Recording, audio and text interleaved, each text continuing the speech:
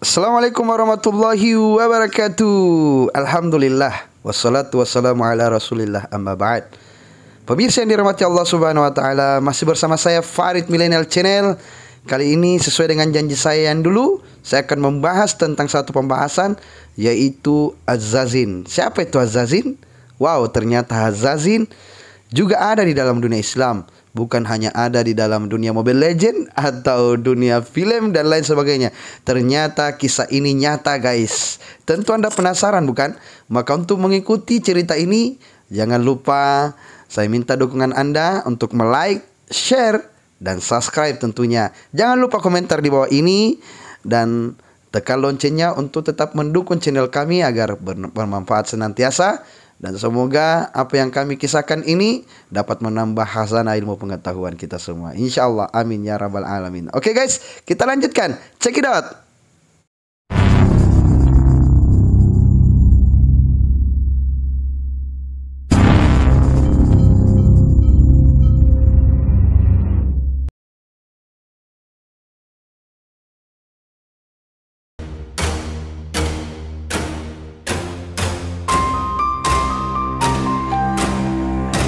Azzazin dalam bahasa Arabnya Hasyashin, juga disebut sebagai assassin, adalah salah satu cabang dari Syiah Ismailiyah. Mereka mendirikan beberapa pemukiman di Iran, Irak, Suriah, dan Lebanon di bawah pemimpin karismatiknya Hasani Sabbah. Mereka mengirim orang-orang yang berdedikasi untuk membunuh pemimpin penting Sunni yang dianggap mereka sebagai kaum kafir perebut tahta. Ini dijelaskan oleh Lewis pada halaman 145 dalam bukunya. Sekte ini menyebut dirinya Al-Da'wah Al-Jadidah dari bahasa Arab yang artinya panggilan baru. Kebalikan dari slogan kelompok Fatimiyah, panggilan lamanya. Nama Hasyashin oleh beberapa orang diartikan sebagai pengikut Hasan, pemimpin kelompok Persia ini yang bernama Hasani Sabbah.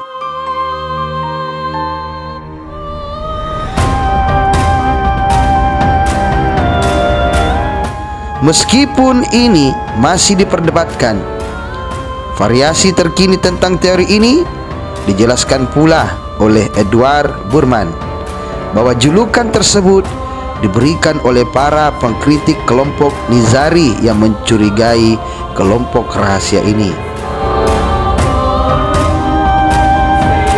serta pelaksanaan konsep filosofi dan teologi mereka yang heterodoks.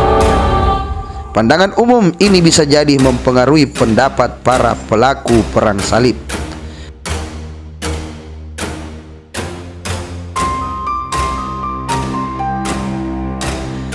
Dan tentunya juga kisah perjalanan Marco Polo ke Benting Alamut pada tahun 1273 Masehi juga menyebutkan tentang hal ini, karena salah satu atau dua sumber inilah kata assassin yang artinya telah terdistorsi masuk ke dalam kosakata bahasa barat.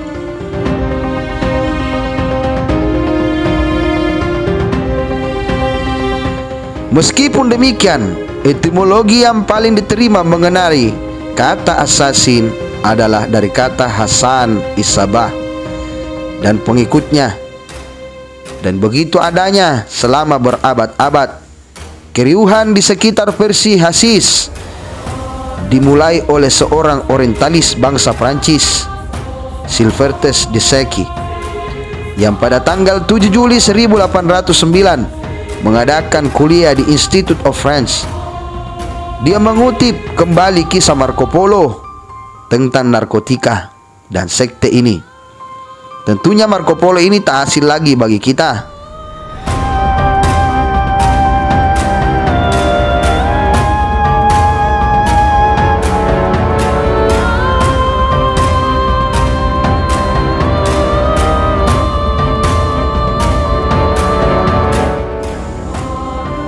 Serta menghubungkan dengan kata ini. Herangnya, Teori ini mendapatkan kesuksesan yang sangat besar dan masih digunakan hingga saat ini. Dituliskan oleh Jacques Baudet.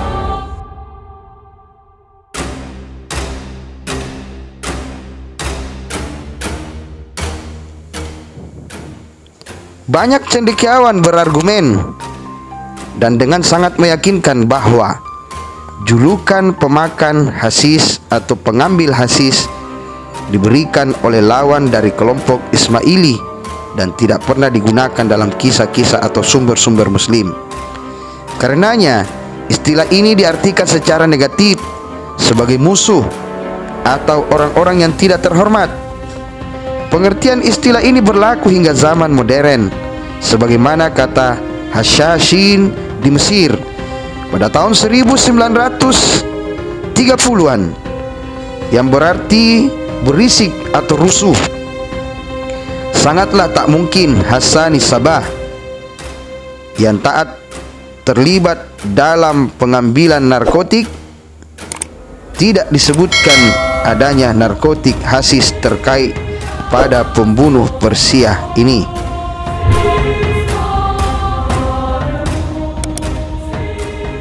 Khususnya di perpustakaan Alamut, The Secret Archive, dan menyebut mereka Hasisiyun, penyedot hasis. Hasis ini yang dimaksud adalah barang haram ya, seperti narkotika. Beberapa orientalis mengira ini adalah asal kata dari kata assassin, dan dalam banyak bahasa Eropa artinya lebih mengerikan. Tetapi kenyataannya berbeda.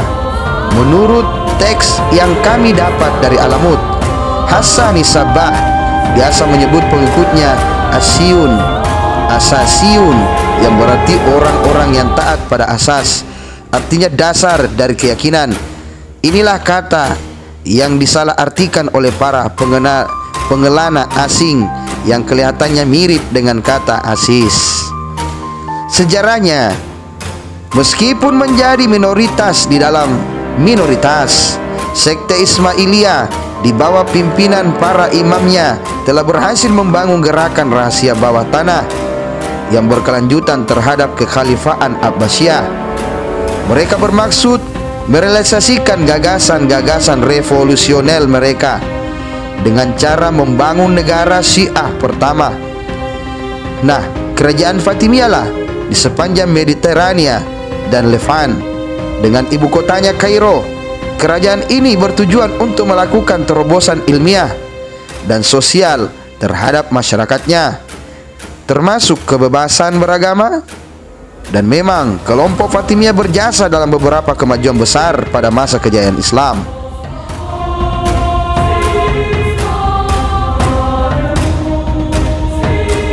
Pada abad ke-9, ketika Khalifah Fatimiyah yang ke-8 dan imam kelompok Ismailiyah Ma'ad al-Mustanzir Billah sakit di Kairo, wasirnya yang berpengaruh Al-Afdal mengambil alih kekuasaan negara dan menunjuk anak bungsu Khalifah Al-Musta'i, ipar sang wasir, sebagai khalifah. Dalam sebuah kudeta di istana, Nizar, sang pewaris kekuasaan yang sebenarnya, pergi ke Alexandria. Di saat dia mendapat dukungan kuat dan lalu memimpin perlawanan, tetapi kemudian dikalahkan dan dibunuh atas perintah saudaranya. Hal ini menyebabkan perpecahan di kalangan Ismailiyah, dan para pendukung Nizar yang dijuluki kaum Nizaris pindah ke timur dan melanjutkan perjuangan mereka di bawah pimpinan mereka, si penyeru dari Persia yang karismatik, Hassani Sabah. Hassani Sabah sebelumnya dikenal sebagai penyeru utama atau dai di propaganda rahasia kalangan Fatimiyah di dalam kekhalifahan Abbasiyah. Dia lalu memimpin kelompok perlawanan Nizari dan berhasil mendapatkan dukungan dari mayoritas Syiah Fatimiyah di Levant, Persia, Irak, sekelompok pengikut bawah tanah di jantung kekhalifahan Fatimiyah di Mesir, dan di Afrika Utara lainnya. Meski demikian, dengan memisahkan diri dari kekhalifahan Fatimiyah, para pengikut Hasani Sabah menjadi terkucil dan kalah kekuatan di wilayah musuh. Tidak puas hanya bertahan, sebaliknya teguh untuk membangun suatu negara impian yang baru. Kaum Nizariyah merancang suatu strategi untuk mengendalikan benteng-benteng yang secara strategis penting. Dengan diam-diam mengislamkan para penduduk di dalam wilayah dan sekitar benteng-benteng strategis Ismailiyah, mereka membangun suatu bentuk baru negara di dalam negara.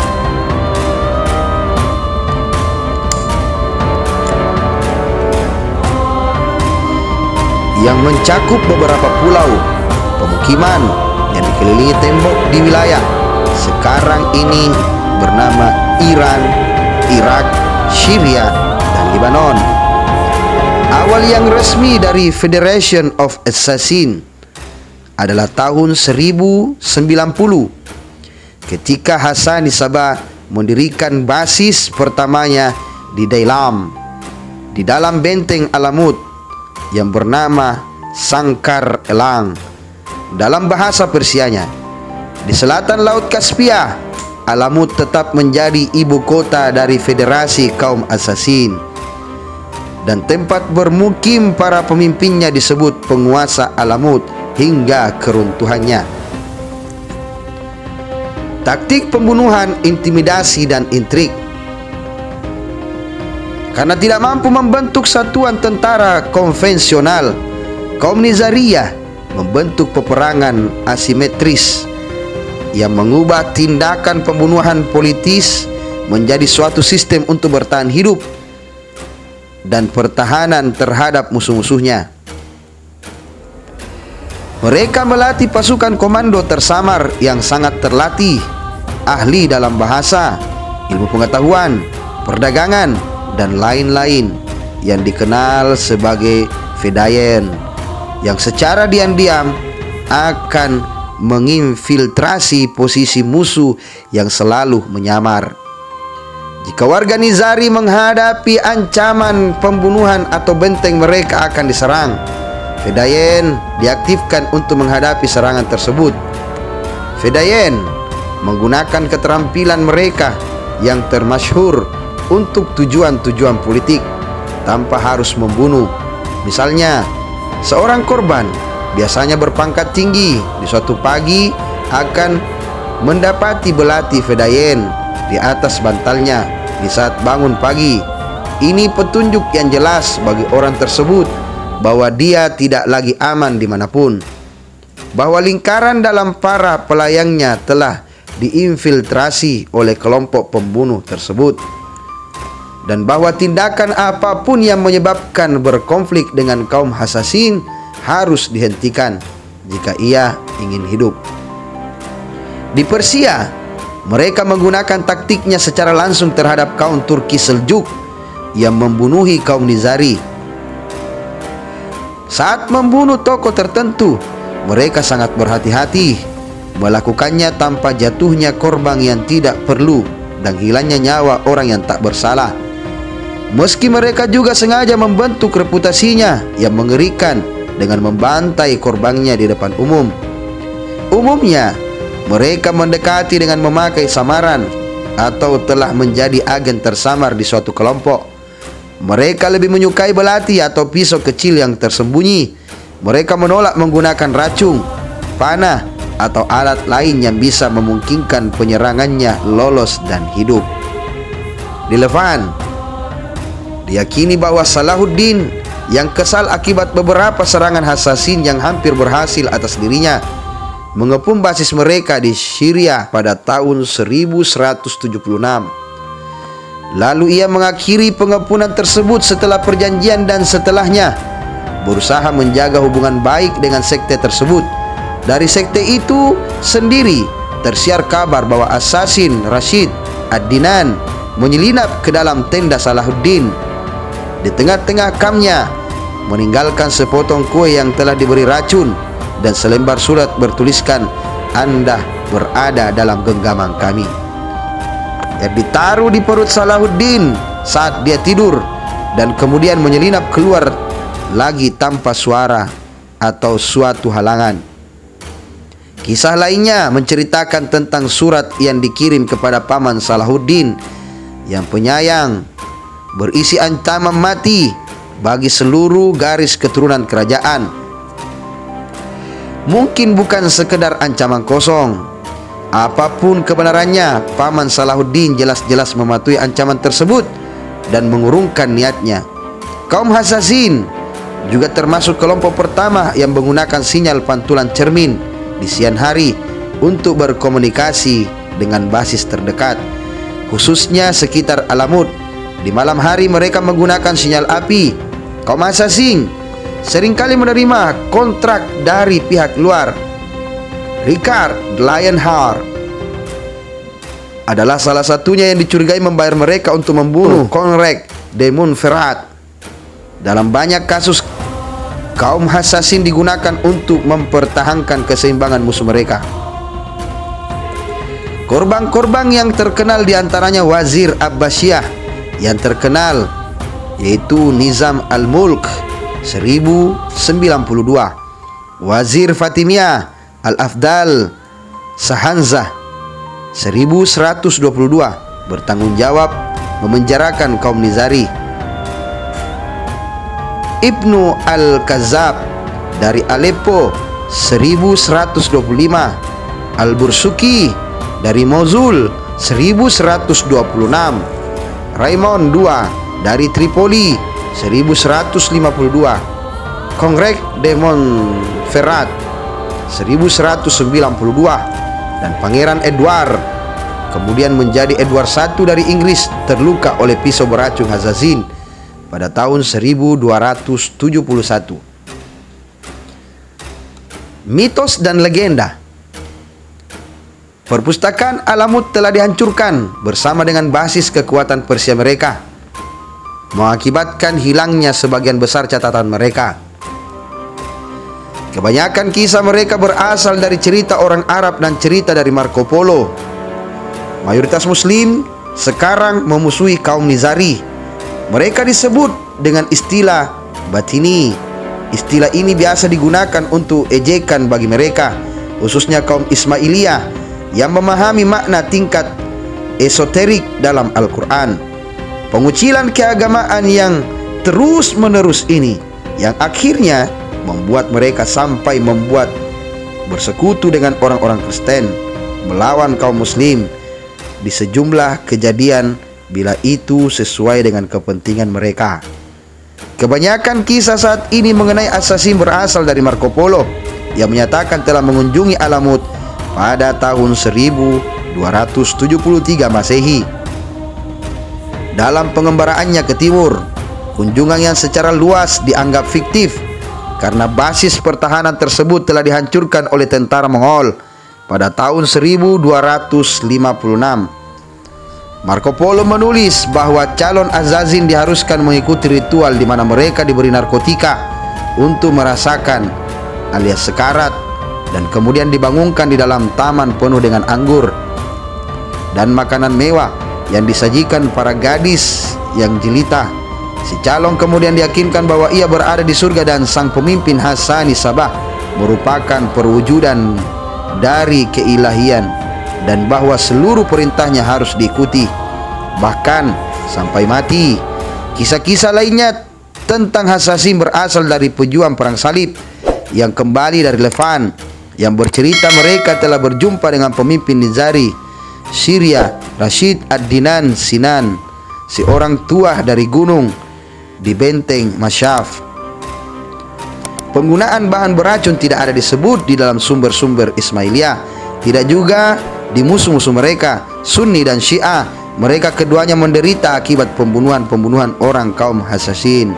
Misalnya Farhad Daftari dalam The Hassassin Legend, Myths of the Ismailiyah, mengatakan di saat yang sama di dalam budaya perang salib dari masa sebelum dan awal Eropa modern, Kaum Nizari di Persia dan Syria digambarkan sebagai tentara Muslim bayaran yang membunuh korbannya selagi melayang karena opium atau hasis. Jika perancangan propaganda tentang pembunuh yang teler ini tidak sesuai dengan realitas kompleks tentang disiplin dan pelatihan yang dibutuhkan untuk melakukan tindakan jelas yang selalu bersifat politis, maka anggapan umum tentang kaum Nizari sebagai komunitas pembunuh juga menafikan budaya mereka yang kaya dan beragam. Burman dalam The Assassins, Holy Killers of Islam mengatakan tidak disebutkan adanya narkotika tersebut atau hasis terkait dengan para pembunuh Persia, khususnya di perpustakaan Alamut, The Secret Archives. Sebagai tambahan, The Encyclopedia of the Orient menolak tuduhan ini. Memang Hassani Sabah tercatat keras khusus terhadap pengguna narkotika. Ia merasa narkotika melemahkan disiplin keras yang dibutuhkan para Nizari untuk bertahan hidup. Ia membuat contoh dengan menghukum anaknya di muka umum karena minum alkohol, yang dia yakini memberi contoh buruk bagi masyarakat yang sedang menghadapi cobaan berat tersebut. Benyamin of Tudela yang berkelana 100 tahun sebelum Marco Polo menyebutkan tentang Al-Azzazin dan pemimpin mereka di tanah bulan sabit yang subur, Al-Sinan, yang oleh para pejuang perang salib dijuluki orang tua dari gunung. Dia mencatat kota utamanya adalah Katmos. Para cendekiawan modern yang diawali dengan penelitian dari Soviet untuk memahami lebih jauh komunitas-komunitas yang berada dalam wilayah mereka yang luas, melakukan survei dan menemukan komunitas-komunitas kecil Ismaili terisolasi di dataran-dataran yang berbahaya di dalam wilayah Asia Tengah. Profesor Vladimir A. Ivanov, seorang orientalis Rusia, mengumpulkan dan menerbitkan salinan dari dokumen-dokumen yang berasal dari Alamut ini, yang mencakup catatan-catatan dari tangan pertama, diikuti oleh komentar mengenai kaum Hassazin dari sumber aslinya.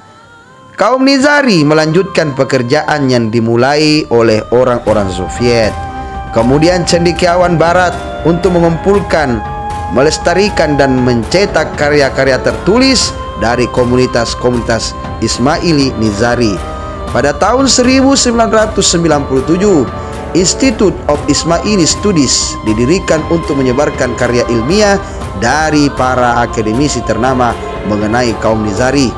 Banyak dari karya ini yang membahas periode Hazzazin, termasuk sejarah, ilmu pengetahuan, dan filosofi mereka. Yang jelasnya beberapa kisah di atas yang disebutkan tadi, dan juga ada yang mengatakan bahwa Hassazin adalah pasukan teror dari lembah Alamut. Kaum Hassazin bermula dari sebuah kelompok keagamaan yang berpusat di lembah Alamut, Persia, dikenal sebagai kelompok teroris pada abad pertengahan. Oke, itulah sepenggal kisah tentang Hassazin. Yang pertama, ada yang mengatakan bahwa dia adalah pengikut daripada Hassani Sabah. Yang kedua, dia adalah seorang peneror yang senantiasa, pasukan pembunuh yang senantiasa melakukan teler atau mabuk dengan opium atau benda-benda terharam yang dikatakan dalam bahasa Arabnya hazaz. Dan ada juga yang mengatakan bahwa dia adalah orang yang terlatih dan tak menggunakan yang namanya opium atau azaz, tapi dia adalah pengikut daripada Hassani Sabah. Mungkin sekedar itu saja yang bisa kami berikan informasi. Adapun kekurangan dan kesalahan, mohon maaf lahir dan batin. Yang jelasnya insya Allah kita akan menjelaskan apa yang menyebabkan sehingga Hassazin ini menyerah tanpa ada perlawanan terhadap pasukan Mongolia yang dipimpin langsung oleh Hulagu Khan, cucu daripada Genghis Khan. Mungkin ini saja dulu, lebih dan kurangnya mohon dimaafkan. Saya tutup dengan sebuah pantun, buah naga, buah duren, itulah nama buah-buahan. Sekian, assalamualaikum warahmatullahi wabarakatuh.